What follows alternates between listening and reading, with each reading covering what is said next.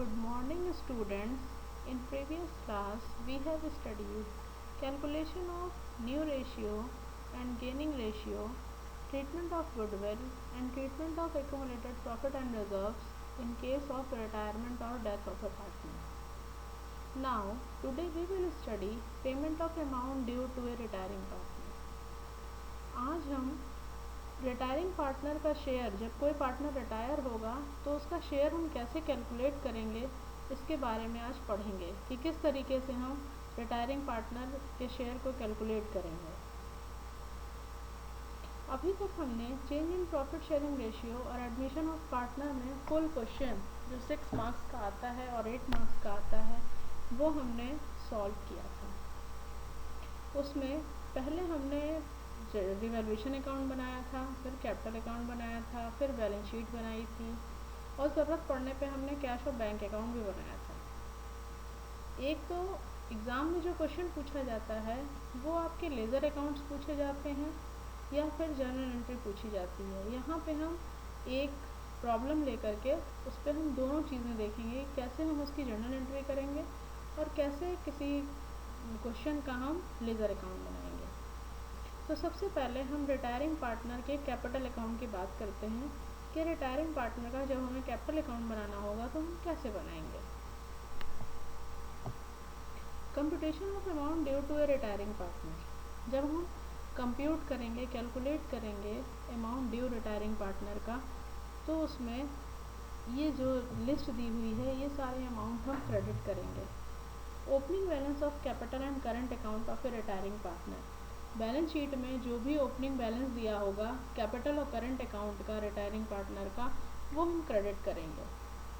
उसका revaluation profit share, उसका share of reserve और accumulated profit, share of goodwill, share of profit till date of retirement, salary commission till date of retirement, interest on capital if allowed till date of retirement, ये सारी चीज़ें हम retiring partner के capital account में credit करेंगे। अब देखते हैं हम कौन सी चीज़ डेबिट करेंगे उसके कैपिटल अकाउंट में। Share in loss on revaluation account, revaluation account बनाते समय यदि कोई लॉस होता है, मींस असेट्स और लायबिलिटीज़ को जब हम रिवैल्यू करते हैं उससे जो लॉस होता है वो डेबिट होता है। Share in accumulated losses, share of existing goodwill return of, means balance sheet में जो गुडविल एग्जिस्ट हो रही होगी उसको हम सभी पार्टनर्स में रिटर्न ऑफ करते हैं। अब आइए देखते हैं इनका क्या। Payment of amount due to a retiring partner, जब पेमेंट ड्यू होगा रिटायरिंग पार्टनर का तो उसके लिए हम ये एंट्री पास करेंगे। If amount is paid in cash और बाई चेक, यदि हम रिटायरिंग पार्टनर का जो शेयर है वो कैश में पे करेंगे या चेक द्वारा पे करेंगे तो हम एंट्री करेंगे retiring partner capital account debit to cash account और बैंक अकाउंट। अगर हम कैश में पे कर रहे हैं तो कैश अकाउंट क्रेडिट होगा, यदि हम चेक द्वारा पेमेंट कर रहे हैं तो बैंक अकाउंट क्रेडिट होगा। If amount is not paid in cash, the amount due to him will be transfer to his loan account, यदि रिटायरिंग पार्टनर का जो शेयर है क्वेश्चन में गिवन नहीं है कि हम कैश पेमेंट कर रहे हैं या चेक द्वारा पेमेंट कर रहे हैं, तो उसका जो भी कैपिटल बैलेंस आएगा, उसका जो भी शेयर आएगा उसको हम उसके लोन अकाउंट में ट्रांसफ़र कर देंगे। उसके लिए जनरल एंट्री होंगी retiring partner capital account to retiring partner loan account. अब हम फिर से रिवाइज करते हैं कि कैसे हम रिवैल्यूएशन अकाउंट बनाएंगे। तो revaluation account is a nominal account prepare to bring the asset and liabilities of the firm to their true values and to find out profit और loss arising therefrom. Revaluation account एक प्रकार का nominal account है और revaluation account prepare किया जाता है assets and liabilities की रिवैल्यूड फिगर को शो करने के लिए और उससे जो भी प्रॉफिट और लॉस आ रहा है उसका डिस्ट्रीब्यूशन पार्टनर्स में शो करने के लिए। जनरल एंट्री देखिए, यदि हमारी असेट की वैल्यू इंक्रीज़ होती है, जो हमारी बुक वैल्यू है और जो हमारी मार्केट वैल्यू है, यदि वो इंक्रीज़ होती है तो एंट्री होती है हमारी asset account to revaluation account, means revaluation account के क्रेडिट साइड में जितने अमाउंट से हमारे असेट की वैल्यू इंक्रीज़ होगी वो क्रेडिट साइड में चला जाएगा। फिर नेक्स्ट एंट्री है decrease in value of asset, उसका रिवर्स, यदि असेट की वैल्यू डिक्रीज़ होगी तो वो रिवैल्यूएशन अकाउंट के डेबिट में आ जाएगी। फिर next increase in value of liability, अब यदि लाइबिलिटी की वैल्यू बढ़ेगी तो डेबिट साइड में आएगा। नेक्स्ट यदि decrease in value of liability होगा तो क्रेडिट साइड में जाएगा, liability account debit to revaluation account. ये 4 चीज़ें हो गई। अब for recording unrecorded asset, unrecorded asset जहाँ हमने रिकॉर्ड किया था इंक्रीज इन एसेट, वहाँ पे हमारी अनरिकॉर्डेड एसेट रिकॉर्ड होगी, मीन्स क्रेडिट साइड में asset to revaluation. For recording unrecorded liability, जहाँ हमारी इंक्रीज इन लाइबिलिटी रिकॉर्ड हुई थी वहाँ हमारी अनरिकॉर्डेड लाइबिलिटी रिकॉर्ड होगी, revaluation account debit to liability account debit side. For transferring profit on revaluation, जब हम दोनों साइड को बैलेंस करेंगे तो जो प्रॉफिट आएगा मीन्स क्रेडिट साइड ज़्यादा होगा, डेबिट साइड कम होगा, तो जो भी प्रॉफिट आएगा वो हम पार्टनर्स कैपिटल अकाउंट में डिस्ट्रीब्यूट कर देंगे, revaluation account debit to partners capital account. यदि लॉस आता है तो partners capital account to revaluation account, loss को हम रिटर्न ऑफ कर देंगे। फॉर्मेट दीजिए, देखिए प्रोफॉर्मा है रिवैल्यूएशन अकाउंट का, डेबिट साइड में decrease in asset, increase in liability, credit side में increase in asset, decrease in liability. अगर प्रॉफिट आया तो डेबिट साइड में डिस्ट्रीब्यूट हो जाएगा, लॉस आया तो क्रेडिट साइड में डिस्ट्रीब्यूट होगा। ये आप सेकेंड चैप्टर में और थर्ड चैप्टर में दोनों में आप ये चीज़ पढ़ चुके हैं। नेक्स्ट रिटायरिंग पार्टनर का कैपिटल अकाउंट देखिए। सबसे पहले हम क्रेडिट साइड से स्टार्ट करते हैं। By balance brought down, balance sheet की लायबिलिटी साइड में जो भी उसकी कैपिटल गिवन होगी या करंट अकाउंट का बैलेंस गिवन होगा वो आपका बाई बैलेंस ब्रॉट डाउन करके लिख दिया जाए। फिर रिवैल्यूएशन, बाई रिवैल्यूएशन अकाउंट, उसका जो भी शेयर ऑफ प्रॉफिट होगा वो आ जाएगा, by share of goodwill, by share of accumulated profit and reserves. फिर क्रेडिट डेबिट साइड में आते हैं, रिवैल्यूएशन का loss, share in accumulated loss, जो एग्जिस्टिंग गुडविल बैलेंस शीट में होगी उसको रिटर्न ऑफ करना है।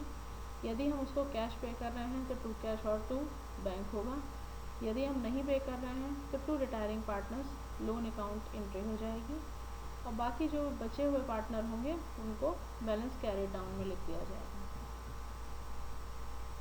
तो ये केवल रिटायरिंग पार्टनर का कैपिटल अकाउंट है। अब आइए इस पर हम एक क्वेश्चन देखते हैं जिसमें हम सारी चीज़ें देखेंगे कि कैसे हम रिवैल्यूएशन अकाउंट बनाएंगे, कैपिटल अकाउंट बनाएंगे, बैलेंस शीट बनाएंगे। पहले हम क्वेश्चन की लैंग्वेज को समझेंगे कि करना क्या है।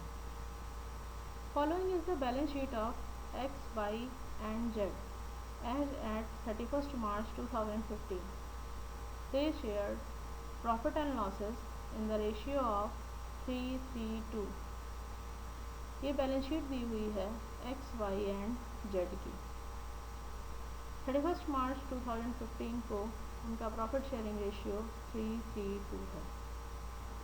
बैलेंस शीट गिवन है, क्रेडिटर हैं 2.5 लाख के, जनरल रिजर्व 80,000, कैपिटल 1 लाख है यानी कि 3 लाख, कैश एट बैंक 50,000 है, बिल्स रिसीवेबल 60,000 है, डेटर्स 80,000 है, प्रोविज़न हमारा 4,000 का है, स्टॉक 1,24,000 है, फिक्स्ड एसेट 3 लाख है, एडवर्टीजमेंट 16,000 है और प्रॉफिट एंड लॉस अकाउंट 4,000 है। On 1st April 2015, Y decided to retire from the firm on the following terms. 1 अप्रैल 2015 को वाई ने डिसाइड किया कि उसे फर्म से रिटायर होना है। नीचे आपको ये एडजस्टमेंट्स गिवन हैं 4। Prepare revaluation account, partners capital account and balance sheet of new firm. आपको रिवैल्यूएशन अकाउंट बनाना है, पार्टनर्स कैपिटल अकाउंट बनाना है और बैलेंस शीट बनानी है न्यू फर्म की। अब कभी कभी एग्ज़ाम में जब क्वेश्चन आता है तो ये लेज़र अकाउंट ना दे करके वो जर्नल एंट्री पूछता है। तो चाहे जर्नल एंट्री करनी हो चाहे अकाउंट बनाना हो, दोनों तरीके से आपको क्वेश्चन सॉल्व करना सीखना है। हम इसी क्वेश्चन पे जर्नल एंट्री भी आपको बता देंगे कि कैसे एंट्री होगी। पहला है stock to be depreciated by 12,000, means stock हमारा डेप्रिशिएट हो रहा है, घट रहा है 12,000 से। तो आपने पढ़ा था कि जब भी एसेट डिक्रीज़ होगी तो रिवैल्यूएशन के डेबिट में जाएगी, मीन्स स्टॉक हमारा डेबिट में चला जाएगा 12,000। Fixed assets be appreciated by 10%, हमारी जो फिक्स्ड एसेट हैं वो 10% से अप्रिशिएट हो रही हैं, मीन्स 3 लाख का 10% यानी कि 30,000। तो बाई फिक्स्ड एसेट ये क्रेडिट साइड में जाएगा 30,000। प्रोविज़न फॉर डाउटफुल डेप्ट वहाँ पे 4,000 दिया था और ये इंक्रीज़ होके 6,000 हो रहा है, मीन्स 2,000 से बढ़ रहा है, तो लायबिलिटी हमारी इंक्रीज़ हो रही है, means to provision for doubtful डेप्ट 2,000। अब रिवैल्यूएशन अकाउंट में केवल ये 3 एंट्रियाँ आएंगी, डेबिट साइड में 12,000 और 2,000, क्रेडिट साइड में 30,000। इससे हमारा प्रॉफिट आएगा और वो प्रॉफिट डिस्ट्रीब्यूट हो जाएगा। आगे दिया हुआ है goodwill of the firm 80,000 valued हो रही है और amount due to retiring partner पर जो है वो एक्स और जेड द्वारा न्यू प्रॉफिट शेयरिंग रेशियो में पे किया जाएगा। अब आइए देखते हैं सोल्यूशन। देखिए रिवैल्यूएशन अकाउंट में सबसे पहले हमारा स्टॉक डेप्रिशिएट हो रहा था, हमने 12,000 लिख दिया। हमारी लायबिलिटी 2,000 से बढ़ रही थी, हमने डेबिट साइड में लिख दिया। हमारी एसेट्स 30,000 से इंक्रीज़ हो रही थी, हमने क्रेडिट साइड में लिख दिया। इसको बैलेंस किया तो हमारा 16,000 का प्रॉफिट आया। 16,000 के प्रॉफिट को हमने 332 में डिस्ट्रीब्यूट किया तो वो हो गया 664। अब हम पार्टनर्स कैपिटल अकाउंट बनाएंगे। पार्टनर्स कैपिटल अकाउंट के लिए आपके पास कैपिटल दी हुई थी तीनों की 1-1 लाख, तो हमने एक्स वाई जेड तीनों में by balance brought down 1-1 lakh कर दिया। जनरल रिजर्व की अमाउंट हमारी 80,000 दी थी, 80,000 को हमने 332 में डिस्ट्रीब्यूट कर दिया। फिर रिवैल्यूएशन अकाउंट हमने बनाया था, रिवैल्यूएशन अकाउंट का प्रॉफिट आया था 16,000, उसको हमने 332 में डिस्ट्रीब्यूट किया 664। फिर प्रॉफिट एंड लॉस अकाउंट दिया था 4,000 का, उसको हमने 332 में डिस्ट्रीब्यूट किया 1,500, 1,500, 1,000। फिर एडवर्टाइजमेंट सस्पेंस का लॉस था, वो भी हमने रिटर्न ऑफ किया 16,000 का, तो 664। उसके बाद फिर आपको गुडविल दी हुई थी 80,000 की, उसमें आपको वाई का शेयर निकालना था। वाई का शेयर हो रहा था 3/8, यानी कि वाई का शेयर हो गया 30,000। अब उस 30,000 को हमें गेनिंग रेशियो में एडजस्ट करना था। आपके पास न्यू रेशियो गिवन नहीं था और पार्टनर रिटायर हो रहा था, ओल्ड रेशियो केवल गिवन है, तो उनका जो न्यू रेशियो होगा 3:2 वही उनका गेनिंग रेशियो होगा। तो हम एक्स और जेड में जो गुडविल है वो उनके गेनिंग रेशियो यानी कि 3:2 में डिस्ट्रीब्यूट करके लिख देंगे। तो एंट्री हमारी होगी X capital account debit, Z capital account debit to Y capital account. तो यहाँ पे एंट्री हम जब करेंगे तो by X by Y, Y में हम अमाउंट लिख देंगे 18 और 12। फिर इधर लिखेंगे to Y capital account, X और जेड में अमाउंट लिख देंगे 18 और 12। उसके बाद हम दोनों साइड को बैलेंस करेंगे। बैलेंस करने के बाद यहाँ पर दिया नहीं था कि हम वाई को कैश पे कर रहे हैं, तो क्या करेंगे, जो वाई का बैलेंस होगा वो उसके लोन अकाउंट में डाल देंगे और जो बाकी पार्टनर हैं एक्स और जेड उनका बैलेंस कैरिड डाउन में लिख देंगे। उसके बाद हम बैलेंस शीट बनाएंगे और ये जो बैलेंस कैरिड डाउन में बैलेंसेस लिखे हैं ये एक्स और जेड का कैपिटल अकाउंट होगा 1,10,500 और 1,07,000। और जो वाई का लोन अकाउंट है ये वाई का लोन अकाउंट लिखा जाएगा 158,500। ये देखिए बैलेंस शीट, एक्स का कैपिटल अकाउंट है 1,10,500 और जेड का कैपिटल अकाउंट है 1,07,000, वाई का लोन अकाउंट 158,500। क्रेडिटर में कोई चेंज नहीं होगा, 2,50,000 का क्रेडिटर था, 2,50,000 होगा। फिक्स्ड एसेट्स हमारे 3 लाख के थे, 30,000 से इंक्रीज़ हो रहा था, हमने 3,30,000 कर दिया। स्टॉक हमारा 12,000 से डिक्रीज़ हो रहा था, हमने उसको 1,24,000 में से 12,000 घटा के 1,12,000 कर दिया। प्रोविज़न हमारा 4,000 से बढ़ रहा था, हमने 2,000 से बढ़ रहा था, हमने प्रोविज़न 4,000 की जगह 6,000 कर दिया, मीन्स हमारी अपडेटर की वैल्यू हो गई 74,000। बिल्स रिसीवेबल और कैश एट बैंक में कोई चेंज नहीं हो रहा था, तो 60,000 और 50,000। अब बैलेंस शीट का टोटल आपका हो गया, देखिए दोनों साइड टैली हो गया 6,26,000। अब आपसे एग्ज़ाम में यदि अकाउंट बनाने के लिए कहा जाता है तो रिवैल्यूएशन अकाउंट, कैपिटल अकाउंट और बैलेंस शीट ये आपको बनाना होगा। रिवैल्यूएशन पे 3 नंबर, कैपिटल अकाउंट पे 3 नंबर और बैलेंस शीट पे 2 नंबर। कभी कभी ऐसा होता है कि रिवैल्यूएशन अकाउंट पे 2 नंबर, कैपिटल अकाउंट पे 3 नंबर और बैलेंस शीट पे 3 नंबर होता है। बैलेंस शीट की लायबिलिटी पे 1.5 नंबर और असेट्स पे 1.5 नंबर, ऐसे करके बाइफर्केशन एग्ज़ाम में होता है। अब आइए हम इसी क्वेश्चन पे देखते हैं कि इसकी हम जर्नल एंट्री कैसे करेंगे। अब जब आपने रिवैल्यूएशन अकाउंट बनाया था तो क्रेडिट साइड में लिखा था आपने फिक्स्ड एसेट, तो उसके लिए एंट्री हमने पास कर दी fixed asset account debit to revaluation account 30,000। फिर डेबिट साइड में हमने स्टॉक और प्रोविज़न फॉर डाउटफुल डेब्ट लिखा था, उसके लिए हमने एंट्री पास कर दिया revaluation account debit to stock to provision for doubtful डेब्ट।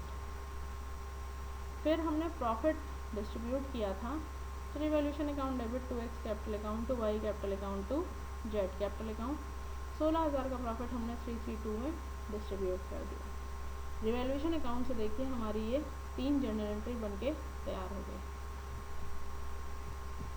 उसके बाद बैलेंस शीट में हमारे पास जनरल रिजर्व गिवन था। जनरल रिजर्व प्रॉफिट होता है, हमने पार्टनर्स में डिस्ट्रीब्यूट कर दिया ओल्ड रेशियो में। General reserve to X capital account to Y capital account to Z capital account. 80,000 को हमने 30-30-20 में डिस्ट्रीब्यूट कर दिया, यानी कि 3:2 के रेशियो में डिस्ट्रीब्यूट कर दिया। उसके बाद एडवर्टाइजमेंट सस्पेंस हमें दिया हुआ था, वो लॉस होता है, एसेट साइड में गिवन था, इसलिए हमने इसको रिटर्न ऑफ कर दिया। X capital account, Y capital account, Z capital account to advertisement suspense. 6,000, 6,000, 4,000। उसके बाद हमें प्रॉफिट एंड लॉस अकाउंट का लॉस गिवन था, हमने उसको भी रिटर्न ऑफ कर दिया। X capital account, Y capital account, Z capital account to profit and loss account.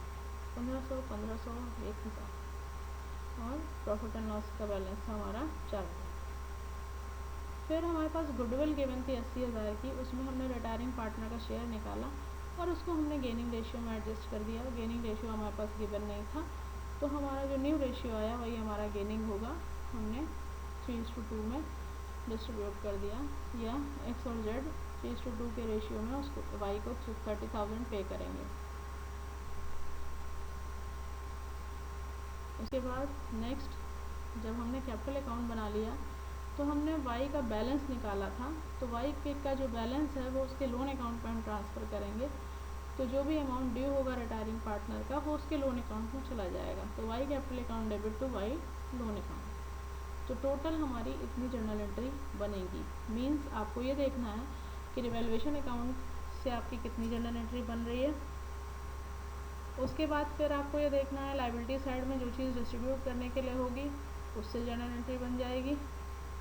Asset side में देखना है कितनी चीज़ें रिटर्न ऑफ करने के लिए है, उससे जर्नल एंट्री आप बना लेंगे। फिर जब पार्टनर रिटायर हो रहा होगा उस समय गुडविल वैल्यूड हो रही होगी, उसकी की आप एंट्री कर लेंगे।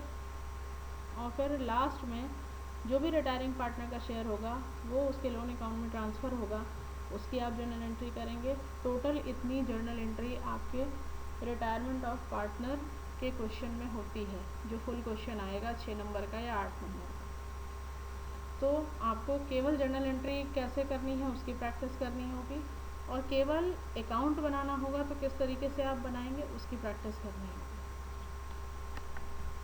तो आज के लिए इतना ही। अब आप इस पे बेस्ड जो भी क्वेश्चंस आपकी बुक में हैं वो आप सॉल्व करेंगे, और कोई क्वेरी होगी तो आप नीचे कमेंट बॉक्स में पूछेंगे। आज के लिए इतना ही।